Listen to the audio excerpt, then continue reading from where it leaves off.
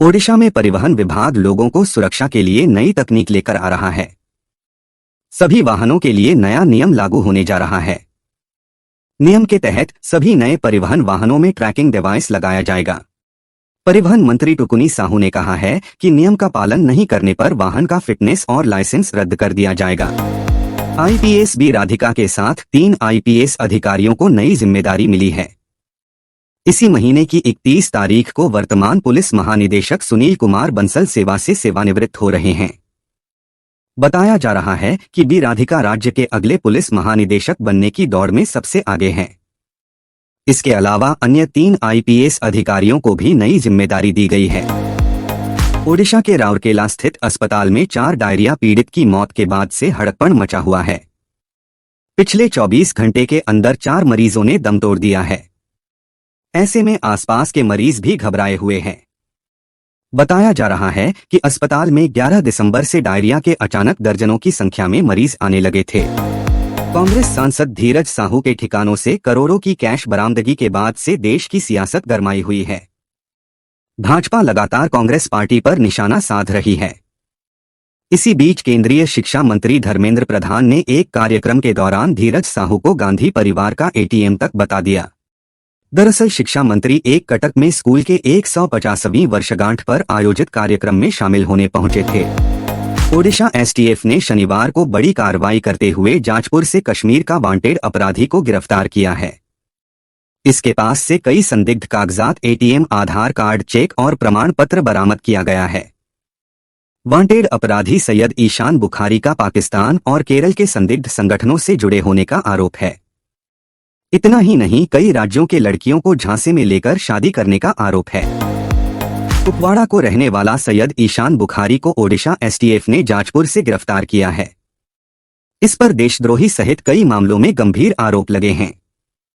इसके साथ ही ये आधा दर्जन से अधिक लड़कियों को झांसा देकर शादी की है। पाकिस्तान और केरल के संदिग्ध संगठनों के संपर्क में भी ये रहा है। धोखाधड़ी और जालसाजी के एक मामले में कश्मीर पुलिस उसकी तलाश कर रही थी। ओडिशा क्राइम ब्रांच की स्पेशल टास्क फोर्स ने राष्ट्र विरोधी तत्वों से संबंध रखने के आरोप में जम्मू कश्मीर के रहने वाले एक वांछित अपराधी को गिरफ्तार किया है। उसका नाम सैयद ईशान बुखारी उर्फ सैयद बुखारी उर्फ डॉक्टर ईशान बुखारी है। एसटीएफ अधिकारियों के अनुसार सैयद ईशान केरल के कुछ संदिग्ध लोगों और कुछ पाकिस्तानी नागरिकों के भी संपर्क में था। बुखारी की पूरी कुंडली खंगाली जा रही है। ओडिशा के बरगढ़ जिले में जंगली हाथियों ने आतंक मचा रखा है। इस दौरान 2 स्थानीय लोगों को कुचल कर मौत के घाट उतार दिया है। बताया जा रहा है कि इस घटना के बाद से आसपास के लोग दहशत में हैं। फिलहाल दोनों का शव पोस्टमार्टम के लिए भेज दिया गया है और मामले की जांच जारी है। वहीं दोनों मृतकों की पहचान की जा चुकी है। ओडिशा के कटक में एक स्कूली छात्र की बेरहमी से गला रेतकर हत्या करने की घटना सामने आई है। छात्र की लाश गांव के ही तालाब से बरामद किया गया है। शव मिलते ही गांव में सन्नाटा पसरा गया। वहीं परिवार का रो रो कर बुरा हाल है। बताया जा रहा है कि मृतक छात्र कई दिनों से गायब था और घरवाले खोजबीन कर रहे थे। भारतीय प्रौद्योगिकी संस्थान आईआईटी भुवनेश्वर में प्लेसमेंट का दौर शुरू हो चुका है। प्लेसमेंट में निरंतर सकारात्मक रुझान दिखाई दे रहा है और पहले 10 दिनों में लगभग 200 ऑफर प्राप्त हुए हैं। संस्थान को अब तक सबसे ज्यादा 64 लाख रुपए प्रति वर्ष का ऑफर मिला है। सबसे ज्यादा ऑफर कंप्यूटर साइंस डिपार्टमेंट के छात्रों को मिले हैं। मध्य प्रदेश में लोकसभा चुनाव की तैयारी में कांग्रेस नए वर्ष से जुटेगी। छिंदवाड़ा के सभी विधानसभा क्षेत्रों का दौरा करने के बाद अब प्रदेश अध्यक्ष कमलनाथ बाकी सभी जिलों का दौरा करेंगे। पार्टी इसके लिए कार्य योजना बना रही है। जिला प्रभारियों से कहा गया है कि वे भी विधानसभावार बूथ लेवल एजेंट बीएलए की सक्रियता को लेकर रिपोर्ट दें। केंद्र सरकार की जनहितैषी योजनाओं को हितग्राहियों तक सीधे पहुंचाने के लिए 16 दिसंबर से विकसित भारत संकल्प यात्रा की शुरुआत हो रही है, जो कि 26 जनवरी तक चलेगी। लोकसभा चुनाव के पहले गांव बशरों तक केंद्र सरकार की योजनाएं सीधे लोगों तक पहुंचेगी। एलईडी युक्त वीडियो वैन से प्रचार होगा, जिसमें सांस्कृतिक कार्यक्रम और प्रश्नोत्तरी प्रतियोगिता होगी और विजेताओं पुरस्कार भी दिए जाएंगे। कांग्रेस ने रविवार को प्रधानमंत्री नरेंद्र मोदी पर संसद में सुरक्षा उल्लंघन पर बहस से भागने का आरोप लगाया। सोशल मीडिया एक्स पूर्व में ट्विटर पर पोस्ट करते हुए कांग्रेस महासचिव जयराम रमेश ने कहा कि प्रधानमंत्री ने आखिरकार 13 दिसंबर को लोकसभा में हुई असाधारण घटनाओं पर अपनी चुप्पी तोड़ी है। उनका कहना है कि बहस की नहीं बल्कि जांच की जरूरत है और ऐसी जांच चल रही है। संसद पर हुई सुरक्षा चूक को लेकर बहस अभी भी बनी हुई है। एनसीपी सांसद सुप्रिया सुले ने एनी से बात करते हुए कहा, यह एक दुर्भाग्यपूर्ण घटना थी, लेकिन मुझे बहुत गर्व के साथ कहना होगा कि सभी सांसद एक दूसरे और लोकसभा कर्मचारियों को बचाने के लिए एकजुट थे। मेरे मन में केवल आभार है। आज मैं यहाँ खड़ी हूँ तो संसद में मेरे सभी सहयोगियों की वजह से। तमिलनाडु के मुख्यमंत्री स्टालिन ने प्रभावित परिवारों के लिए 6,000 रुपए की बाढ़ राहत शुरू की। इससे चेन्नई, तिरुवल्लुर, चेंगलपेट और कांचीपुरम जिलों में फैले लगभग 25 लाख परिवारों को लाभ होगा। स्टालिन ने भारी बाढ़ के कारण बुरी तरह प्रभावित क्षेत्रों में से एक वेलाचेरी में परिवारों की महिला मुखियाओं को नकद राशि दी, जिससे चेन्नई और आसपास के इलाकों में लोगों को बाढ़ राहत वितरण की शुरुआत हुई। भारतीय वायुसेना ने हाल ही में वायुसेना स्टेशन सूर्यलंका में आयोजित अभ्यास अस्त्र शक्ति 2023 के दौरान अपने इन हाउस डिजाइन और विकसित समर वायु रक्षा मिसाइल प्रणाली का सफल फायरिंग परीक्षण किया है। मिसाइल प्रणाली का प्रदर्शन पहले ही वायुसेना प्रमुख air chief marshal VR Chaudhary और वायुसेना उप प्रमुख एयर मार्शल एपी सिंह देख चुके हैं। केंद्रीय विदेश मंत्री एस जयशंकर ने संयुक्त राष्ट्र सुरक्षा परिषद पर सवाल उठाए हैं। उन्होंने संयुक्त राष्ट्र सुरक्षा परिषद को एक पुराना क्लब बताया। उन्होंने कहा कि सुरक्षा परिषद एक पुराने क्लब की तरह है, जहां ऐसे सदस्य हैं जो क्लब से अपनी पकड़ छोड़ना नहीं चाहते। उन्होंने कहा कि यह एक मानवीय विफलता है। मुझे लगता है कि आज यह दुनिया को नुकसान पहुंचा रहा है। ऋषि सुनक। ब्रिटेन के प्रधानमंत्री ऋषि सुनक ने यूरोप में अवैध प्रवासियों की एंट्री को लेकर चिंता जताई है। पीएम ऋषि सुनक ने कहा कि कुछ दुश्मन लोगों के पलायन को हथियार के रूप में इस्तेमाल करना चाहते हैं, ताकि समाज को जानबूझकर अस्थिर कर सकें। उन्होंने कहा कि प्रवासियों की बढ़ती संख्या यूरोपीय देशों पर भारी पड़ सकती है। अमेरिका में राष्ट्रपति पद के भारतवंशी दावेदार विवेक रामास्वामी ने एक नया रिकॉर्ड बना लिया है। विवेक रामास्वामी ने 6 दिनों के भीतर 40 से अधिक चुनावी अभियानों में हिस्सा लिया है, जो राष्ट्रपति पद के किसी भी अन्य उम्मीदवार से अधिक है। रामास्वामी ने कहा कि उनका शेड्यूल अगले सप्ताह तक काफी व्यस्त रहने वाला है। बांग्लादेश की मुख्य विपक्षी बांग्लादेश नेशनलिस्ट पार्टी बीएनपी के हजारों समर्थक शनिवार को राजधानी ढाका की सड़कों पर उतरे।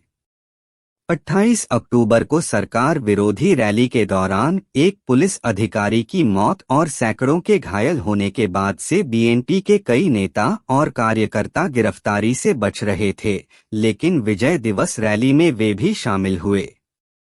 विपक्ष ने चुनाव का बहिष्कार किया है। अक्सर लोग ऑयली और मसालेदार खाना खाने के तुरंत बाद बहुत ज्यादा पानी पीने लगते हैं, लेकिन इस तरह से पानी पीना सेहत के लिए हानिकारक हो सकता है। इससे पाचन तंत्र प्रभावित होता है। अगर आप भी ऐसा करते हैं तो आज से ही इस आदत में बदलाव करें। आइए जानते हैं किन चीजों को खाने के तुरंत बाद पानी नहीं पीना चाहिए। मुंबई इंडियंस ने रोहित शर्मा को कप्तान से हटाकर आईपीएल 2024 के लिए हार्दिक पांड्या को टीम का नया कप्तान चुना है। ऐसे में टीम ने इस बात पर सफाई देते हुए कहा कि हार्दिक की कप्तानी भविष्य की प्लानिंग का हिस्सा है। अब टीम के लिहाज से यह फैसला कितना सही और गलत है। 36 साल के नाथन लियोन ने पाकिस्तान के खिलाफ खेले गए पहले टेस्ट मैच में अपने 500 टेस्ट विकेट पूरे किए। नाथन सबसे ज्यादा टेस्ट विकेट लेने के मामले में ऑस्ट्रेलियाई टीम के तीसरे और दुनिया के 8वें गेंदबाज बन गए हैं। कंगारू टीम की तरफ से सबसे ज्यादा wicket leg spinner Shane Warne ने लिए, जिनके नाम 708 विकेट दर्ज हैं। शनिवार को ग्रेनाडा के सेंट जॉर्ज स्टेडियम में वेस्टइंडीज और इंग्लैंड के बीच 5-0 मैचों की सीरीज का तीसरा मैच खेला गया। टॉस जीतकर इंग्लैंड ने वेस्टइंडीज को पहले बल्लेबाजी करने के लिए उतारा। इस मैच में निकोलस ने एक शानदार रिकॉर्ड अपने नाम किया है। उन्होंने अंतर्राष्ट्रीय 2-0 करियर में अपने 100 छक्के भी पूरे कर लिए हैं। Ranbir Kapoor starrer film animal की कमाई बुलेट की रफ्तार से आगे बढ़ रही है। 1 दिसंबर को रिलीज हुई संदीप रेड्डी वांगा की फिल्म ने दुनिया भर में अब तक करोड़ का बिजनेस कर लिया है। फिल्म 1000 करोड़ क्लब में शामिल होने के लिए तेजी के साथ अपने कदम बढ़ा रही है। अब तक मूवी ने कितना कमाया है, जानिए यहाँ। अनुष्का शर्मा की सेकंड प्रेगनेंसी की खबरें सुर्खियों में हैं।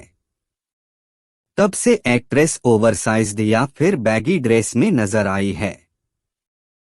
शनिवार को भी कुछ ऐसा ही हुआ। 16 दिसंबर यानी शनिवार को अनुष्का को मुंबई एयरपोर्ट पर स्पॉट किया गया। इस मौके पर उन्होंने ब्लैक कलर की ओवरसाइज्ड जैकेट कैरी की हुई थी। एक्टर आयुष शर्मा को लेकर एक बड़ी खबर सामने आ रही है। कहा जा रहा है कि एक्टर की कार का एक्सीडेंट हो गया है। हालांकि राहत की खबर है कि जिस वक्त कार का एक्सीडेंट हुआ उस दौरान आयुष शर्मा कार में मौजूद नहीं थे।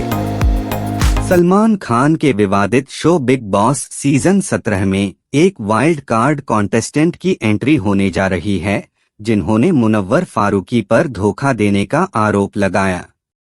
आयशा खान के आरोपों से हर कोई हैरान है। इस बीच लोग ये जानने के लिए भी बेकरार हैं कि आखिर आयशा कौन है। बॉलीवुड एक्ट्रेसेस आलिया भट्ट ने रविवार को फैंस के साथ आस्क मी एनीथिंग सेशन किया। सोशल मीडिया पर फैंस के साथ बातचीत में आलिया भट्ट ने एंजाइटी को लेकर बात की। उन्होंने बताया कि 1 साल की बेटी राहा को छोड़कर काम पर जाने के बाद उन्हें कैसा महसूस होता है। आलिया भट्ट सोशल मीडिया पर काफी एक्टिव रहती है। रविवार को एक्ट्रेस ने इंस्टाग्राम पर फैंस से बातचीत की। इस दौरान उन्होंने कई फैंस के मजेदार सवालों के जवाब दिए। इस दौरान उन्होंने अपनी लाडली राहा कपूर के निकनेम का भी खुलासा किया। उन्होंने बताया कि घर पर वह उन्हें प्यार से क्या कहती हैं।